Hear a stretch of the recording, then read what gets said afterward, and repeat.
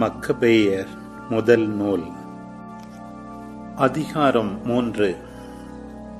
மத்தத்தியாவுக்கு பின் அவருடைய மகன் மக்கபே என்று அழைக்கப்பெற்ற யூதா தலைமையேற்றார்.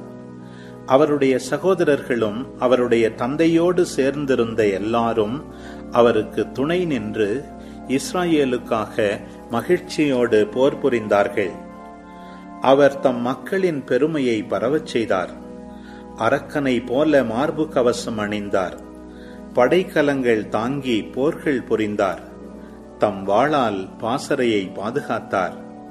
அவர் தம் செயல்களில் சிங்கத்திற்கு ஒப்பானார். இறைக்காக முழங்கும் சிங்கக்குட்டி போலானார். அவர் நெறி கெட்டவர்களை தேடி துரத்தினார். தம் மக்களை வதைத்தவர்களை தீக்கிரையாக்கினார்.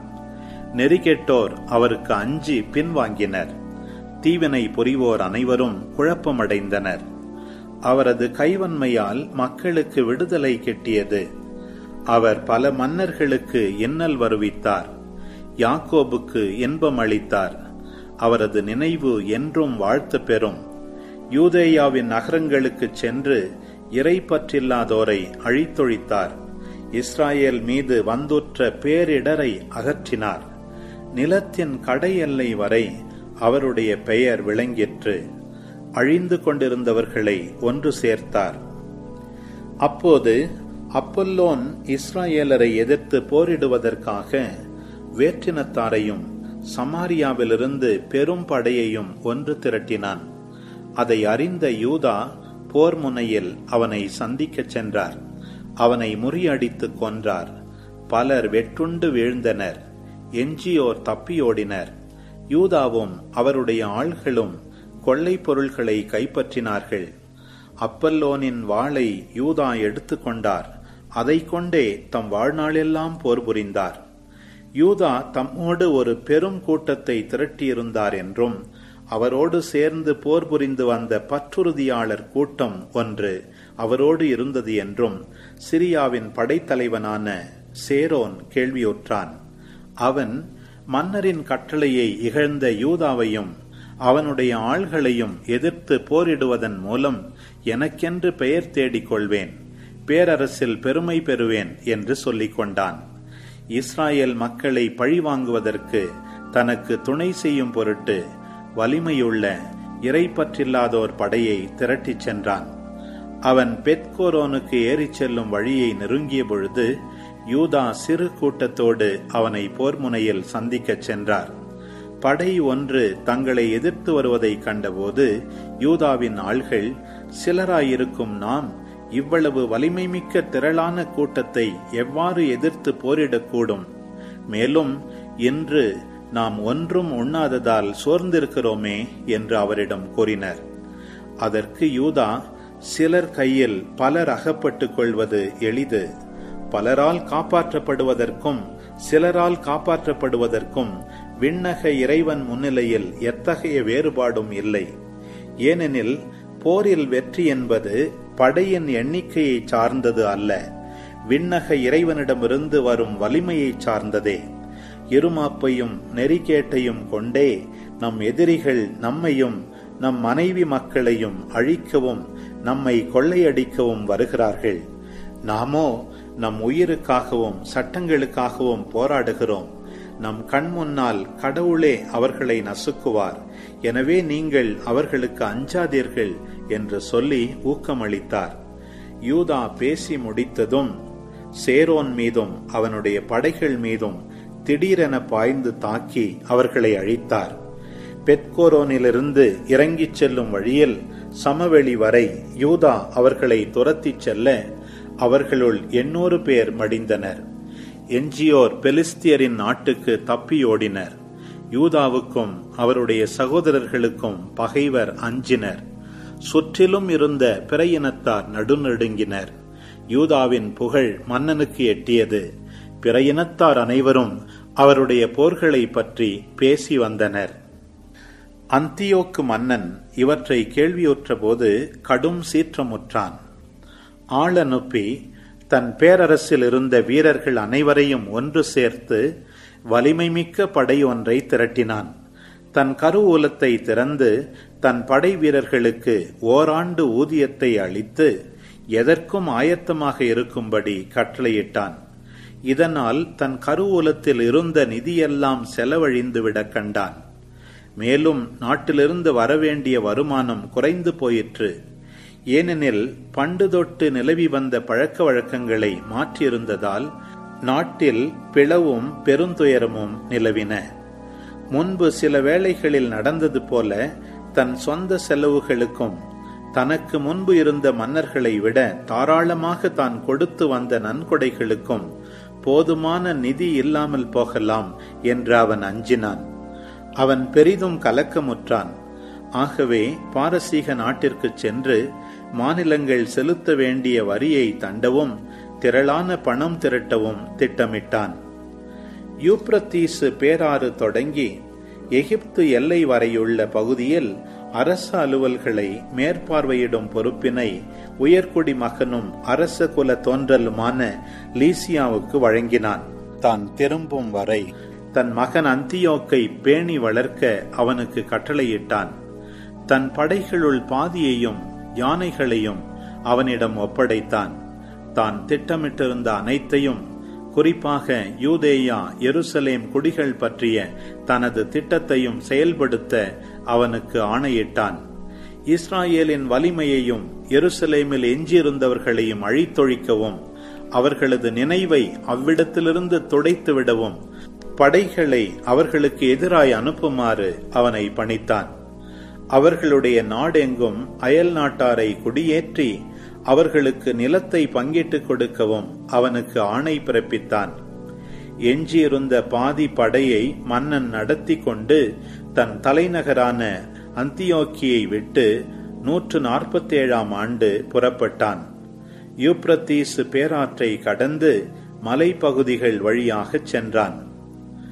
மன்னனுடைய நண்பர்களுள் வலிமை வாய்ந்தவர்களான தொரிமேனின் மகன் தாலமியையும் நிக்கானோரையும் கோர்கியாவையும் லீசியா தேர்ந்து கொண்டான். 40,000 காலாட்படையினரையும் 7,000 குதிரை படையினரையும் அவர்கள் பொறுப்பில் ஒப்படைத்தான். யூதேயா நாட்டிற்குள் சென்று மன்னனின் கட்டளைப்படி அதை அழித்தொழிக்குமாறு அவர்களை அனுப்பி வைத்தான். அவ்வாறே அவர்களும் தங்கள் முழு படையோடும் புறப்பட்டு சென்று எம்மாவுக்கு அருகே இருந்த சமவெளியை அடைந்து அங்கு பாசறை அமைத்தார்கள். சிரியா பெலிஸ்தியா நாட்டு படைகளும் அவர்களோடு சேர்ந்து கொண்டனர். அப்பகுதி வியாபாரிகள் அவர்களது புகழை பற்றி கேள்விப்பட்டு இஸ்ராயேல் மக்களை அடிமைகளாய் வாங்குவதற்கு திரளான வெள்ளியையும் பொன்னையும் சங்கிலிகளையும் எடுத்துக்கொண்டு பாசறைக்கு வந்தார்கள். இடர்பாடுகள் பெருகுவதையும் எதிரி படைகள் தங்கள் நாட்டின் எல்லையில் பாசறை அமைத்திருப்பதையும் யூதாவும் அவருடைய சகோதரர்களும் கண்டார்கள். மக்களை அடியோடு அழித்தொழிக்க மன்னன் கொடுத்திருந்த கட்டளையை அறிய வந்தார்கள். அவர்கள் ஒருவர் மற்றவரை நோக்கி, நம் மக்களின் அழிவு நிலையை நீக்கி முன்னைய நிலைக்கு அவர்களை உயர்த்துவோம், நம் மக்களுக்காகவும் திரு உறைவிடத்துக்காகவும் போர் புரிவோம் என்று சொல்லிக் கொண்டார்கள். அப்போது போருக்கான ஏற்பாடுகளை செய்யவும் கடவுளை வேண்டவும் அவருடைய இரக்கத்தையும் பரிவையும் காட்டுமாறு மன்றாடவும் அவர்கள் கூட்டமாய் ஒன்று சேர்ந்தார்கள். எருசலேம் குடியிருப்பாரற்று பாலை நிலம் போல மாறினது. அதன் பிள்ளைகளுள் ஒவ்வொருவரும் உள்ளே போகவோ வெளியே வரவோ இல்லை. திரு உறைவிடம் காலால் மிதிக்கப்பட்டது. அயல் நாட்டார் கோட்டையை கைப்பற்றியிருந்தனர். அது வேற்றினத்தாரின் உறைவிடமானது. யாக்கோபின் மகிழ்ச்சி பறிக்கப்பட்டது. அங்கு குழலும் யாழும் ஒலிக்கவில்லை. இஸ்ராயேலர் எல்லாரும் சேர்ந்து எருசலேமுக்கு எதிரில் இருந்த மிஸ்பாவுக்கு சென்றார்கள். ஏனெனில் அவர்களுக்கு முற்காலத்தில் வேண்டுதல் செய்யும் இடம் ஒன்று அங்கு இருந்தது. அன்று அவர்கள் நோன்பிருந்து சாக்கு உடை உடுத்தி தலை மீது சாம்பலை தூவி தங்கள் ஆடைகளை கிழித்து கொண்டார்கள். வேற்றினத்தார் தங்கள் தெய்வ சிலைகளிடமிருந்து இறை திட்டத்தை அறிந்து கொள்ள முயல்வர். ஆனால் இஸ்ராயேலர் திருச்சட்ட நூலிலிருந்து அதை அறிந்து கொள்வர். குருக்களின் உடைகள் முதற் பலன்கள் 10 ஆகியவற்றை இஸ்ராயேலர் கொண்டு வந்தனர். தங்கள் நேர்ச்சை காலத்தை முடித்துவிட்ட நாசியர்களை அழைத்து வந்தனர். விண்ணக இறைவனை நோக்கி உரத்த குரல் எழுப்பி, இவர்களை வைத்து என்ன செய்வோம்? இவர்களை எவ்விடம் கூட்டிச் செல்வோம்? உமது திரு உறைவிடம் மிதிக்கப்பட்டு தீட்டுப்பட்டது. உம் குருக்கள் துயரத்தில் மூழ்கி சிறுமையடைந்துள்ளார்கள். பிற இனத்தார் எங்களை அழித்தொழிக்க எங்களுக்கு எதிராக இப்போது கூடி வந்துள்ளனர். அவர்கள் எங்களுக்கு எதிராக செய்துள்ள சூழ்ச்சிகளை நீர் அறிவீர். நீர் எங்களுக்கு உதவி புரியாவிடில் நாங்கள் அவர்களை எவ்வாறு எதிர்த்து நிற்க முடியும் என்று மன்றாடினர். பின்னர் எக்காலம் முழக்கி உரத்த குரல் எழுப்பினர். அதன் பின் மக்களை வழிநடத்த 1000 தலைவர்கள், 100 தலைவர்கள், 50 தலைவர்கள், 10 தலைவர்கள் ஆகியோரை யூதா ஏற்படுத்தினார். வீடு கட்டுவோர், மனம் புரிவோர், திராட்சை பயிரிடுவோர், கோழைகள் ஆகியோர் திருச்சட்டத்தின்படி அவரவர் தம் வீடுகளுக்கு திரும்ப வேண்டும் என்று கட்டளையிட்டார். பிறகு அவர்கள் இடம்பெயர்ந்து எம்மாவுக்கு தென்புறத்தில் பாசறை அமைத்தார்கள். அப்போது யூதா, படைக்கலம் ஏந்துங்கள், துணிவு கொள்ளுங்கள், நம்மையும் நமது திரு உறைவிடத்தையும் அழிப்பதற்காக நம்மை எதிர்க்க திரண்டு வந்துள்ள இந்த பிற இனத்தாரோடு போர் புரிய நாளை காலையில் ஆயத்தமாயிருங்கள். ஏனெனில் நம் மக்களுக்கும் நமது திரு உறைவிடத்துக்கும் நேர்ந்துள்ள கேடுகளை காண்பதை விட நாம் போரில் மடிவதே நலம். ஆனால் விண்ணக இறைவனின் திருவுளம் எதுவோ அதுவே நிறைவேறட்டும் என்றார். சீராக்கின் ஞானம். அதிகாரம் 7. தீமை செய்யாதே. தீமை ஒருபோதும் உனக்கு நேராது. அநீதியை விட்டு அகன்று செல். அநீதியும் உன்னை விட்டு விலகும். குழந்தாய், அநீதி எனும் நிலத்தில் விதைக்காதே. அப்போது அதில் நீ 7 மடங்கு விளைச்சலை அறுக்க மாட்டாய். ஆண்டவரிடமிருந்து உயர்நிலையை தேடாதே. பெருமைக்குரிய இருக்கையை மன்னரிடமிருந்து நாடாதே. ஆண்டவர் திருமுன் உன்னையே நீதிமானாக்கிக் கொள்ளாதே. மன்னர் முன் உன்னையே ஞானியாக்கிக் கொள்ளாதே. நடுவர் ஆவதற்கு விரும்பாதே. அநீதியை நீக்க உன்னால் முடியாமல் போகலாம். வலியவருக்கு அஞ்சி உன் நேர்மைக்கே இழுக்கு வருவிக்கலாம். நகர மக்களுக்கு எதிராக குற்றம் செய்யாதே. மக்கள் முன் உன் பெயரை கெடுத்துக் கொள்ளாதே. செய்த பாவத்தையே மீண்டும் செய்யாதே. அவற்றுள் ஒன்றாவது உனக்கு தண்டனை பெற்றுத் தரும். நான் அளிக்கும் எண்ணற்ற கொடைகளை ஆண்டவர் கண்ணோக்குவார். உன்னத கடவுளுக்கு நான் செலுத்தும் பலிகளை ஏற்றுக்கொள்வார் எனச் சொல்லாதே. நீ மன்றாடும் போது மனம் சோர்ந்து போகாதே. தர்மம் செய்வதை புறக்கணியாதே. கசப்புணர்வு கொண்டோரை எள்ளி நகையாடாதே. நம்மை தாழ்த்தவும் உயர்த்தவும் வல்லவர் ஒருவர் உள்ளார். பொய் புனைந்து உன் உடன்பிறப்பை ஏமாற்றாதே. உன் நண்பருக்கும் அவ்வாறே செய்யாதே. பொய் சொல்ல விரும்பாதே. பொய் பேசும் பழக்கம் நன்மை தராது. மூப்பர் கூட்டத்தில் உளராதே. நீ வேண்டும் போது பின்னி பின்னி பேசாதே. கடும் உழைப்பையும் உழவு தொழிலையும் வெறுக்காதே. இவை உன்னத இறைவனால் ஏற்படுத்தப்பட்டவை. பாவிகளின் கூட்டத்தோடு சேராதே. கடவுளின் சினம் காலம் தாழ்த்தாது வெளிப்படும் என்பதை மறவாதே. பணிவையே பெரிதும் நாடு. இறை பற்றில்லாதவர்களுக்கு நெருப்பும் புழுக்களும் தண்டனையாக கிடைக்கும். பணத்துக்காக நண்பரை கைவிடாதே. உண்மையான சகோதரனை ஓபிர் நாட்டு பொன்னுக்காகவும் பண்டம் மாற்றாதே. ஞானமுள்ள நல்ல மனைவியை இழந்து விடாதே. அவளது நன்னயம் பொன்னை விட உயர்ந்தது. உண்மையுடன் உழைக்கும் உன் அடிமைகளுக்கும் தங்கள் உயிரையே உனக்காக கொடுக்கும் கூலி ஆள்களுக்கும் எவ்வகை தீங்கும் செய்யாதே. அறிவு கூர்மை கொண்ட அடிமைக்கு அன்பு காட்டு. அவனுக்கு விடுதலை கொடுக்க மறுக்காதே. உன் வீட்டில் விலங்குகள் இருந்தால் அவற்றை கவனித்துக்கொள். அவை உனக்கு பயன் கொடுத்தால் அவற்றை வைத்துக்கொள். உனக்கு பிள்ளைகள் இருந்தால் அவர்களுக்கு நற்பயிற்சி அளி. இளமை முதலே பணிந்திருக்கச் செய். உனக்கு பெண் பிள்ளைகள் இருந்தால் அவர்களது கற்பில் அக்கறை காட்டு. அவர்களுக்கு மிகுதியாக செல்லம் கொடுக்காதே.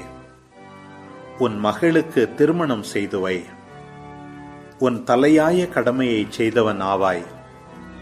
அறிவு கூர்மை படைத்தவருக்கே உன் மகளை மணமுடித்துக் கொடு. உன் உள்ளத்திற்கு ஏற்ற மனைவி உனக்கு இருந்தால் அவளை தள்ளி வைக்காதே. நீ வெறுக்கும் மனைவியை நம்பிவிடாதே. உன் தந்தையை உன் முழு உள்ளத்துடன் மதித்து நட. உன் தாயின் பேறுகால துன்பத்தை மறவாதே. அவர்கள் உன்னை பெற்றெடுத்தார்கள். அதற்கு ஈடாக உன்னால் எதையும் செய்ய முடியாது என்பதை நினைவில் இருத்து. உன் முழு உள்ளத்தோடு ஆண்டவருக்கு அஞ்சு. அவருடைய குருக்களை மதித்து நட.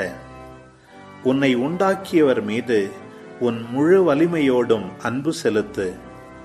அவருடைய திருப்பணியாளர்களை கைவிடாதே. ஆண்டவருக்கு அஞ்சு.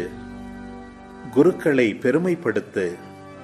குருக்களுக்குரிய பங்காகிய முதற்கனி, குற்றம் போக்கும் பலி, உழைப்பின் பயன், தூய்மையாக்கும் பலி, தூய பொருள்களின் முதற் பயன் ஆகியவற்றை உனக்கு கட்டளையிட்டுள்ளபடி கொடு. ஏழைகளுக்கு தாராளமாய் கொடு. இதனால் இறை ஆசி முழுமையாக உனக்கு கிடைக்கும். உயிர் வாழ்வோர் அனைவருக்கும் கனிவோடு கொடு. உயிர் நீத்தோர்க்கும் அன்பு காட்ட மறவாதே. அழுவோரை தவிர்க்காதே. புலம்புவாரோடு புலம்பு. நோயாளிகளை சந்திக்க தயங்காதே. இத்தகைய செயல் மற்றவர்களின் அன்பினை உனக்கு பெற்றுத்தரும். எல்லாவற்றிலும் உன் முடிவை நினைவில் கொள்.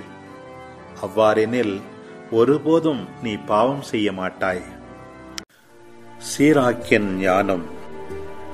அதிகாரம் 8. வலியவரோடு வழக்காடாதே. அவர்கள் கையில் சிக்கிக்கொள்ள நேரிடும். செல்வருடன் சண்டையிடாதே. உன்னைவிட அவர்கள் வசதி மிக்கவர்கள். பொன்னாசை பலரை அழித்திருக்கிறது. மன்னர்களின் மனத்தையும் கெடுத்திருக்கிறது.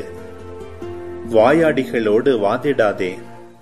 எரியும் நெருப்பில் எண்ணெய் வார்க்காதே. பண்பற்றோரிடம் நகையாடாதே. உன் முன்னோரை அவர்கள் பழித்துரைக்கலாம். பாவத்தினின்று மனம் திரும்புவோரை பழிக்காதே. நாம் எல்லாருமே தண்டனைக்கு உரியவர்கள் என்பதை நினைத்துக்கொள். முதியோர் எவரையும் இகழாதே. நம்முள் சிலரும் முதுமை அடைந்து வருகிறோம். இறந்தோரை கண்டு மகிழாதே. நாம் எல்லோருமே சாக வேண்டும் என்பதை நினைவில் கொள். ஞானிகளுடைய அறிவுரைகளை புறக்கணியாதே. அவர்களுடைய பொன்மொழிகளை கற்றுணர். அவற்றால் நற்பயிற்சி பெறுவாய். பெரியார்களுக்கு பணி செய்ய கற்றுக்கொள்வாய். முதியோரின் உரைகளை புறக்கணியாதே. அவர்களும் தங்கள் முன்னோரிடமிருந்தே கற்றுக்கொண்டார்கள். அவர்களிடமிருந்து நீயும் அறிவு கூர்மை பெறுவாய்.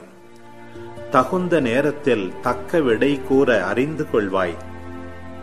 பாவிகளது தீய நாட்டத்தை தூண்டிவிடாதே. அது உன்னை பொசுக்கிவிடும். இருமாப்பு கொண்டோருடன் மோதாதே. மோதினால் உன் சொற்களை கொண்டே உன் மீது குற்றம் சாட்டுவர். உன்னிலும் வலியோருக்கு கடன் கொடாதே. கொடுத்தால் அதை இழந்துவிட்டதாக எண்ணிக்கொள். உன் உடைமைக்கு மெஞ்சி பிணையமாகாதே. பிணையமானால் பணம் செலுத்த ஆயத்தமாயிரு. நடுவருக்கே எதிராக வழக்கு தொடுக்காதே. அவரது பெருமையை முன்னிட்டு அவர் சார்பாகவே தீர்ப்பு வழங்கப்படும். தருதலைகளோடு பயணம் செய்யாதே. அவர்கள் உனக்கு சுமையாயிருப்பார்கள்.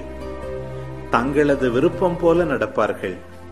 அவர்களது அறிவின்மையால் நீயும் அவர்களோடு அழிய நேரிடும். முன்கோபிகளுடன் சண்டையிடாதே. அவர்களுடன் ஆளில்லா தனி இடத்திற்கு செல்லாதே. கொலை செய்யவும் அவர்கள் அஞ்சுவதில்லை. உனக்கு உதவியில்லாத இடத்தில் உன்னை தாக்கி வீழ்த்துவார்கள். அறிவிலிகளோடு கலந்தாராயாதே. அவர்களால் ரகசியங்களை காப்பாற்ற முடியாது. மறைக்க வேண்டியவற்றை அந்நியர் முன் செய்யாதே. அவர்கள் எதை வெளியிடுவார்கள் என உனக்கு தெரியாது. திறந்த உள்ளத்துடன் எல்லாரிடமும் பேசாதே. அவர்கள் உனக்கு நன்றியுள்ளவர்களாய் இருக்க மாட்டார்கள். சீராக்கின் ஞானம். அதிகாரம் 9. உன் காதல் மனையாளை பார்த்து பொறாமைப்படாதே. உனக்கே தீங்கு விளைவிக்கும் தீய பழக்கங்களை அவளுக்கு சொல்லிக் கொடாதே. ஒரு பெண்ணுக்கு நீ அடிமையாகாதே. இல்லையேல் அவள் உன்னையே அடக்கி ஆள நேரிடும். நெறி கெட்டவளை அணுகிச் செல்லாதே. அவளது வலைக்குள் விழுந்திடுவாய். பாடகியுடன் உனக்கு தொடர்பு வேண்டாம். அவளது மயக்கும் வலையில் சிக்கிக்கொள்வாய்.